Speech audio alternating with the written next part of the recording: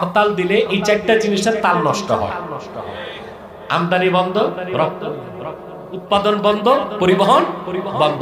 তখন দেশের অর্থনীতিতে লাল বাতি জ্বলে। কি জ্বলে? যাক, এটা নিয়ে আবার রাজনৈতিক বিতর্ক আছে। সরকারি দলে থাকলে হরতাল না জায়েজ, আর বিরোধী দলে থাকলে জায়েজ। ওইদিকে আমি যাচ্ছি না, লিটন সাহেব আবার রাগ করবে, হুজুর কি কয়, এটা হক কথা। সরকারি দলে থাকলে হরতাল কি হারাম, আর বিরোধী দলে থাকলে জায়েজ। এটা ওনাদের বিষয়, এটা আমাদের সাবজেক্ট না, ঠিক কি না? মোটের উপর হরতালটা দেশের অকল্যাণ বয়ে আনে। ইউরোপ আমেরিকায় হরতাল বলে কিছু শুনেন? করছে ওরা, এখন করে নাই। শিল্প বিপ্লবের সময় 150 বছর আগে ওরা এই নোংরা রাজনীতি বাদ দিছে, আমরা এখনো বাদ দিতে পারি না। হরতাল দেখি পাকিস্তানে, বাংলাদেশে, ভারতে। এই জন্যই উপমহাদেশের মানুষ এখনো পিছিয়ে আছে, ঠিক কিনা? আমার ভাইয়েরা ভালো করে বুঝেন, 10 লাখ টাকা পুঁজি, 3 দিন হরতাল, মাস শেষে দেখলেন লাভ হয়েছে 27,000। 3 দিন দোকান বন্ধ ছিল, ক্ষতি হয়েছে না? কয় হাজার? কেমন ক্ষতি? লাভের ক্ষতি। লাভ হয়েছে 3,000 কম। আবার মনে করুন আপনি নারায়ণগঞ্জ থেকে ট্রাক বোঝাই করছেন মাল, এটা যাত্রাবাড়ি যাওয়ার পর দুর্বৃত্ত একটা পেট্রোল বোমা মারছে। ট্রাক, সামান, ড্রাইভার, হেল্পার জ্বলে কয়লা। ক্ষতি হয়েছে? কেমন ক্ষতি? আগাগোড়াই ক্ষতি। মুমিনের পুঁজি হচ্ছে ঈমান। ঈমান তার চালান। এই ঈমান আনার পরে সে যখন নেক আমল করবে তার লাভ বাড়বে, গুনার কাজ করলে লাভ কমবে, লস হবে। আর যে কাফের মুশরিক বেঈমান, তার ঈমান নাই, চালান নাই, পুঁজি নাই, তার আগাগোড়াই ক্ষতি।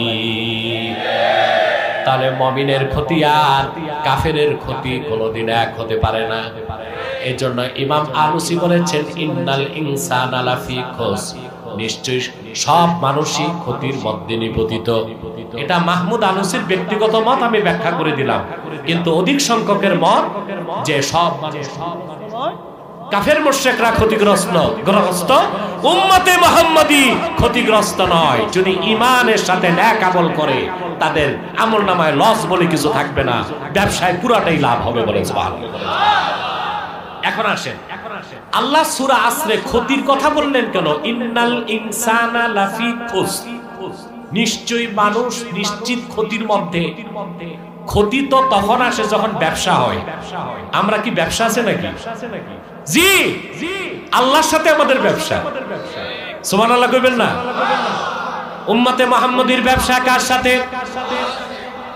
বাংলাদেশে একদল কাফের মুশরিক নাস্তিক বুদ্ধিজীবী আছে, দাড়িওয়ালা টুপিওয়ালা আলেম ওলামাকে দেখলে তাদের অ্যালার্জি শুরু হয়ে যায়,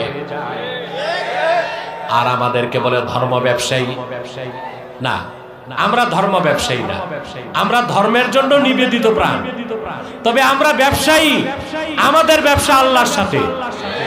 তোমাদের ব্যবসা হচ্ছে দিল্লির সাথে, ইসরায়েলের সাথে, সিআইএর সাথে, মোসাদের সাথে, বিলাতের সাথে, ইহুদিদের সাথে। মুসলমানের ব্যবসা তাদের মালিক স্বয়ং আল্লাহর সাথে। আমরা ব্যবসা করি, মালিকের সাথে। সুবহানাল্লাহ বলেন। আর ওদের ব্যবসা ব্রিটিশদের সাথে, আমেরিকার সাথে, লেনদেন দেনা লেনা। কারো কারো ব্যবসা ইসরায়েলের মোসাদের সাথেও আছে, আর অধিক সংখ্যকের ব্যবসা দিল্লি রয়ের সাথে। ঠিক না? আমরা ধর্ম ব্যবসায়ী, আমরা ধর্মের জন্য নিবেদিত প্রাণ। তবে আমরা ব্যবসায়ী, আমাদের ব্যবসা কার সাথে? ব্যবসা মানে লাভ লস। এই ইহকালে আল্লাহ মানুষের জন্য সংসার জীবনে 3টা জিনিস রেখেছেন। একটা হচ্ছে ব্যবসা, আরেকটা চাকরি, আরেকটা কৃষি। ব্যবসা, চাকরি, কৃষি। 4 নাম্বার কিছু আছে? একটা আছে বাংলাদেশে, জাকাত দালালি। এটা পুঁজি লাগে না, ওনার জায়গা, উনি বিক্রেতা, উনি ক্রেতা। 1 কোটির জায়গা বিক্রি করে দালালের পকেটে 10 লাখ। এটা ফাও। এটা ব্যবসাও না, চাকরিও না, কৃষিকাজও না, এটা হচ্ছে দালালি। কিতাবুল বুয়ু, ইসলামী অর্থনীতির আলোকে এটা বাইয়ে ফাসেদ, মাকরু। এটা কি মাকরু। দেখবেন দালালরাই সমাজে বড় বড় কথা কয়, কারণ ও তো আঙ্গুল ফুলে কলা গাছ। 30 বছর আগে পাগলা ঘাটে পাথর মাথায় নিয়ে দৌড়াইতো, আর এখন জাগাত দালালি করে 50 লাখ টাকার গাড়িতে। ঠিক কিনা? পয়সা কিসের? ব্যবসা, চাকরি, কৃষি, দালালি। ওটার খাস বাংলা হচ্ছে ফাও। খাস বাংলা কি? চালান নাই, চালান নাই, কি নাই? আমাদের ব্যবসা কার সাথে? ব্যবসা মানে লাভ আছে, লস আছে। যে ব্যবসায় শুধু লাভ আছে, লস নাই, ওটা ব্যবসা না, ওটা সুদি কারবার। ওটা কি? বাংলাদেশে এখন সব ব্যাংকে সাইনবোর্ড লাগাইতেছে ইসলামী শরিয়া মোতাবেক পরিচালিত। সব হারাম ব্যাংক লাগাই দিয়েছে সাইনবোর্ড, কি ইসলামী শরিয়া মোতাবেক পরিচালিত। ইসলামী রাষ্ট্র ছাড়া 100% হালাল ইসলামী ব্যাংকিং সম্ভব না। এখন সব ব্যাংকই লিখতেছে ইসলামী শরিয়া মোতাবেক পরিচালিত। বিষয়টা এইরকম হইল না ভাই? মদের বোতলের উপর লিখে দিয়েছেন হালাল মদ, এরকম হয়ে গেছে। ব্যবসা মানে লাভ আছে, লস আছে, ঠিক কিনা? আমাদের ব্যবসা কার সাথে? সেই ব্যবসার কথা আল্লাহ বললেন, ইন্নাল ইনসানা লাফি খুস, প্রত্যেকটা মানুষ ক্ষতির মধ্যে, ইল্লাল্লাযীনা আমানু, তারা ছাড়া যারা ঈমান এনেছে, ওয়া আমিলুস সালিহাত, নেক আমল করেছে, ওয়া তাওয়াসাউ বিল হক, আই আওসা বা'দুহুম বা'দান বিল হক, পরস্পর পরস্পরকে হকের দাওয়াত দিল। ওয়া তাওয়াসাউ বিস সাবর, আই আওসা বা'দুহুম বা'দান বিস সাবর, পরস্পর পরস্পরকে ধৈর্যের উপদেশ দিল। এই 4টা কাজ যারা দুনিয়ায় করলো তাদের কোনো ক্ষতি নাই। তাদের মৃত্যু হবে ঈমানের সাথে, কবর হবে জান্নাতের টুকরা।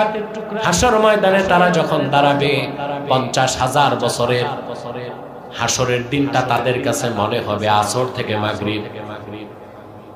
সূরা আসরের তাফসিরে ইমাম আলুসি রুহুল মানিতে লেখেন, ইউদাউ লিল মুমিনিনা ইয়াওমা ইদিন কারাসি মিন যাহাবিন ওয়া ইউযাল্লালু আলাইহিমুল গামাম। এরকম প্রত্যেক মুমিনের জন্য আল্লাহ হাসর ময়দানে এক একটা স্বর্ণের চেয়ার বিছায় দিবেন, আর তাদের মাথার উপর আল্লাহর রহমতের মেঘমালায় ছায়া দিবে। 50,000 বছরের বিচার দিনটা মুমিনদের কাছে মনে হবে আসর থেকে মাগরিব। বলেন সুবহানাল্লাহ। কয়টা কাজ? কোনো ক্ষতি থাকবে না, ব্যবসায় পুরা লাভ হবে। কি হবে? প্রথম হচ্ছে ঈমান। প্রথম কি? ইল্লাল্লাযীনা আমানু। এখন ঈমান কি আমি এক কথায় বলে দিচ্ছি, বলবো? ইমাম আযম বলেছেন, আল ঈমানু হুয়া মুজাররাদু তাসদীকি রাসূলিল্লাহ। আল্লাহর আখিরি নবী আমার নূর নবীজি মুহাম্মদ সাল্লাল্লাহু আলাইহি ওয়াসাল্লামের রিসালাতকে বিশ্বাস করার নাম ঈমান। বাস, সুবহানাল্লাহ কইবেন। তো বলবেন জান্নাতের বিশ্বাস, ফেরেশতাদের বিশ্বাস, কথা বলেন, আল্লাহর তাওহীদের বিশ্বাস, প্রশ্ন আসে না? তার মানে হচ্ছে আল্লাহর আখিরি নবী নূর নবীজি মুহাম্মদ সাল্লাল্লাহু আলাইহি সাল্লামের রিসালাতকে যে বিশ্বাস করলো, সে তো 30 পারা কোরআনকে বিশ্বাস করলো। আর যে 30 পারা কোরআন বিশ্বাস করলো, সে আল্লাহর তাওহীদ মানলো, আখিরাত মানলো, ইবাদত মানলো, উলুহিয়াত মানলো, রুবুবিয়াত মানলো, ফেরেশতাদের বিশ্বাস করলো, পূর্বের সব নবীদের বিশ্বাস করলো, কবরকে মানলো, হাসরকে মানলো, পুলসিরাত মানলো। শুধু মুহাম্মদ সাল্লাল্লাহু আলাইহি সাল্লামের রিসালাতকে বিশ্বাস করলে আল্লাহ তাআলা ঈমানের সম্পূর্ণ নূর বান্দার অন্তরে ঢেলে দিবে। আবু হানিফা রাহমাতুল্লাহ আবার ব্যাখ্যা করছেন, ব্যাখ্যা হলো বিমা জাআ বিহি মুহাম্মাদুন সাল্লাল্লাহু আলাইহি ওয়াসাল্লাম উলিমা জারুরাতান। আল্লাহর হাবিব মুহাম্মদ সাল্লাল্লাহু আলাইহি সাল্লাম ১৫০০ বছর আগে আল্লাহর পক্ষ থেকে যা কিছু এনেছেন, জোরে যা কিছু বলেছেন হাদিস, যা কিছু নীতি নির্ধারণ করছেন সুন্নাহ। সেই কোরআন, সেই হাদিস, সেই সুন্নাহ অক্ষরে অক্ষরে বিশ্বাস করার নাম ঈমান।